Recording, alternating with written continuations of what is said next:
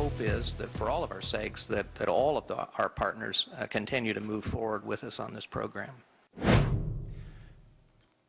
That's the U.S. Defense Secretary, Robert Gates. He was in Ottawa today. He was here for a bilateral meeting with the Defense Minister, Peter MacKay. On the agenda, the controversial contract the U.S. has with some of its allies, including Canada, to buy those new fighter jets, the F-35s.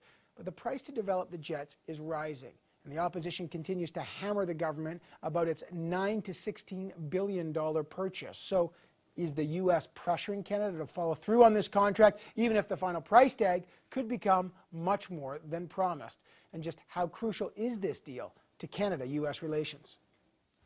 Joining me now is the Parliamentary Secretary to the Defence Minister, Laurie Hawn. He's in Calgary. Liberal MP Marc Garneau is in Montreal, and the NDP National Defence critic Jack Harris is with me here in Ottawa. Gentlemen, nice to have you back. Let me start with you, Marc Garneau. We saw Peter MacKay today. We saw some clips there. Peter MacKay and Robert Gates talking about the F-35.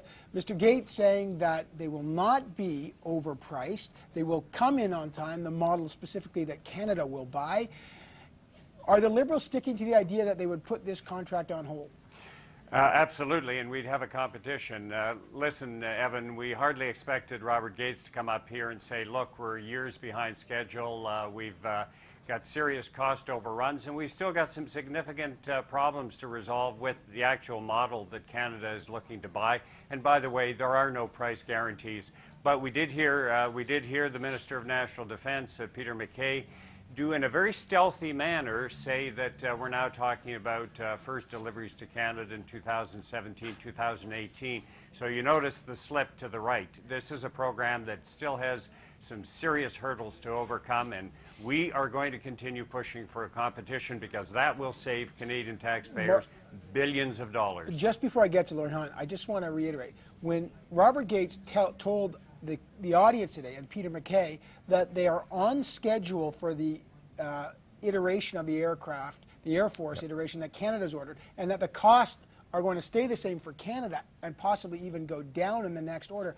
Do you not trust that math? No, I don't. The cost is going to be a function of at what point they would jump into the production run. And I don't want to bore your viewers, but there are still some significant problems with this aircraft. Something called afterburner screech, which sounds funny but is a serious problem. There's more than the normal amount of side slip at medium angle of attack on this airplane. There's a transonic wing roll-off problem. There's a problem with the helmet-mounted display. There's a problem with the reliability of some of the components, and none of these have anything to do with the marine version, which of course has problems landing and taking off vertically.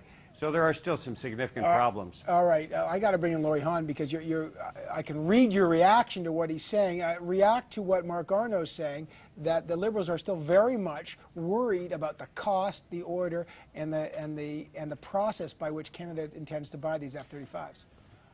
Well, in fact, Evan, we are going to be at the sweet spot of delivery in terms of production, in terms of max production, which will keep the price at its lowest possible level.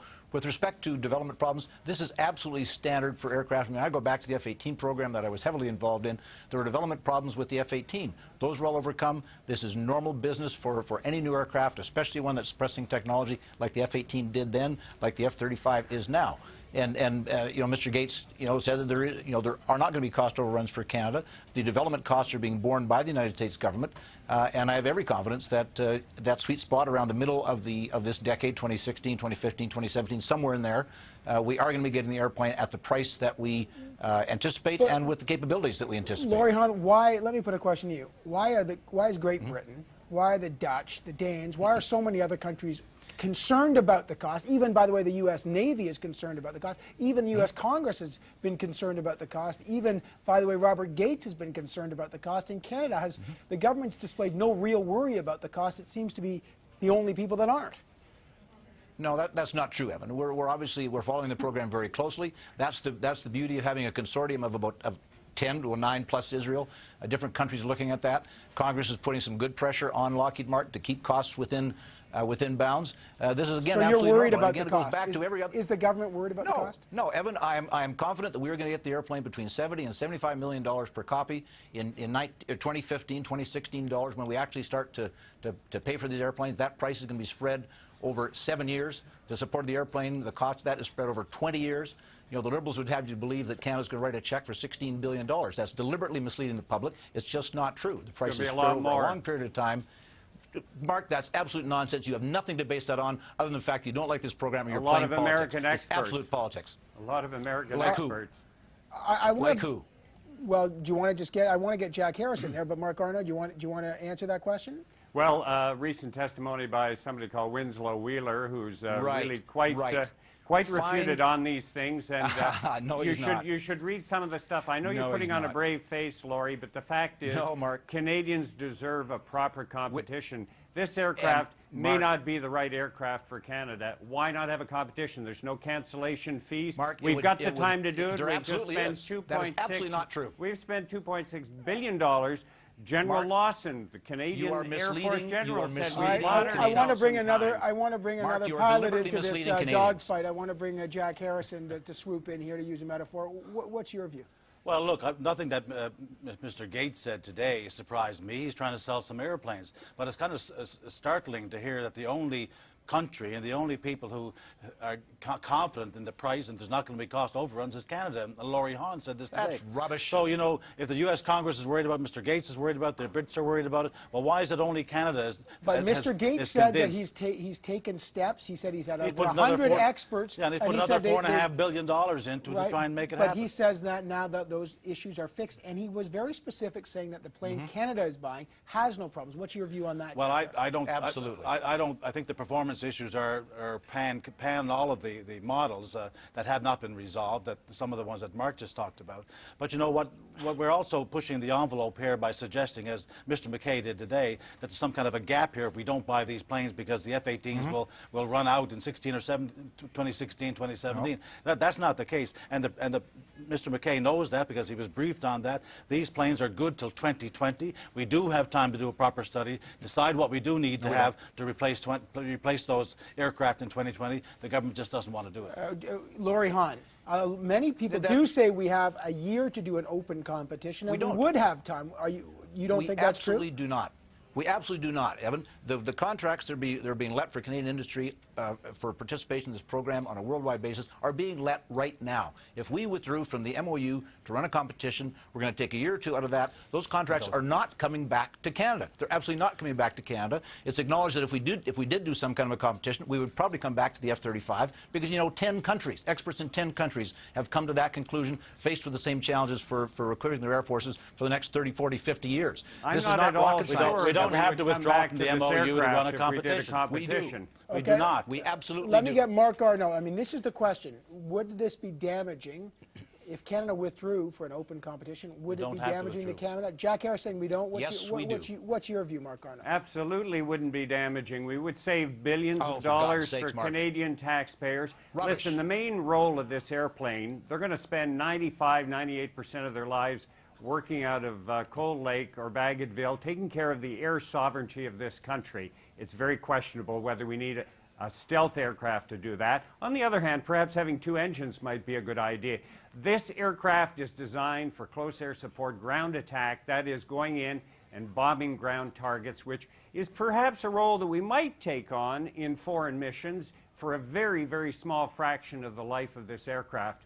I don't know why DND and this government are not defining properly the roles for this aircraft and getting the right aircraft for this country. Now, if the F-35, Lockheed Martin wants to bid in an open competition, that's a good thing. But there are other companies that also claim that they have a good aircraft.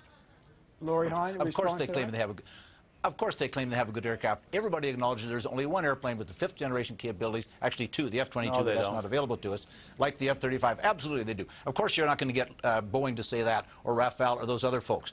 You know, the simple fact is experts from 10 countries, Evan, have come to the same conclusion. That is not a coincidence. And they're all getting very nervous. But Laurie Hawn, the question they're all being prudent, as we are being prudent. But Laurie Hawn, the question that Jack Harris and Marc Garneau have posed, and I want to know if we can get an answer, is no one's necessarily saying this is a bad plane, but is this the right plane for Canada's needs?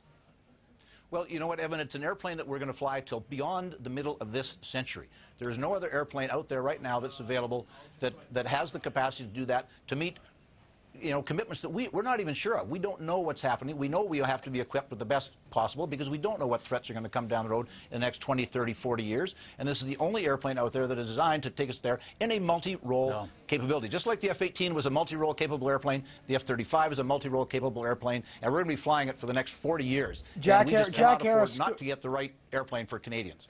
We've heard a lot of talk about this fifth generation, but it's pretty clear that fifth generation is really just a trademark that somebody has taken up. We've heard a lot about the capabilities of other aircraft.